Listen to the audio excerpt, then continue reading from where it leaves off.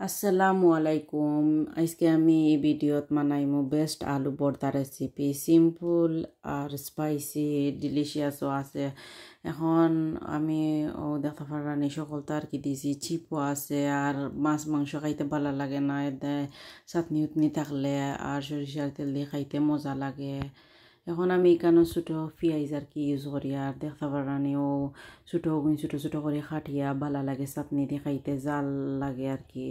আপনারা চাইলে ছোটো যদি থাকে না বা লাল পেঁয়াজ দিয়ে বড় পেঁয়াজও থাকে ছোটো করে কাটিয়া খাই লিতে পারবা, যার যেটা সুবিধা হয় ওলা আর কি। ঘরত আমরা সবসময় মাছ মাংস খাই, এতে কই তুরা চাটনি আর স্পেশালি এখন খ্রিসমাসের টাইমও আইছে, আর সকল খানো আলু লইতা তারা তো সেইল সবে খাইতা ওইটার ভিডিও দিলাই আমরাও সকলে ওলা আনিয়া আর 20 ফেনি করি দে আর কি, বা 30 ফেনি আনিয়া খাইলাম। এখনও বয়েল থইছি আর কি, 20 মিনিটর লাগে পানি দিয়া বয়েল করে লিছি। আর ইবাই দিয়ে কই এখন শুকনা মরিচও 4টা বাজি লাইমু। এখনও আলুর আর কি বাদা সহ আমি ওনা দিলাইছিলাম, এখন বাদা ফালাই দিছি।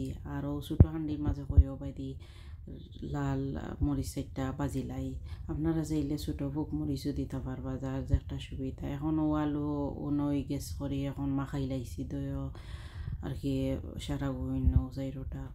এখনও মাখানির বাদে আর ইকানো কই লবণ 1 চামচ দিয়া আরও 6টা ওলা বাটা আর কি শুকনা মরিচ দিয়া আর পেঁয়াজ রে আর ধনিয়া পাতা দিয়া মাখাইলাই আর বালা করি আর দিয়ে আমি মাখাইলাই। আর আপনারা যদি বুঝেন না তো জ্বলেতে গ্লাভস ইউজ করিলাই যেন। এখনও আলুর উপরে আর কি স্টাফিং কথা দিলাইছি দিয়া আর থোড়া সরিষার তেল দিয়ে আর কই পালা করি এখনও মিক্স করি লাইছি। এখনও মিক্স করা বাদে কি ওই গেছে, এখনও গরম ভাতের লগে খাইলিম আর কি। এখন খাই আপনারা যার ভালো লাগে আর কি, গুসুজা আছে ওলা মানাইয়া গরম ভাত দিয়ে খাইলা। এখনও ডিমো রেসিপি দেখবা নেক্সট ভিডিও।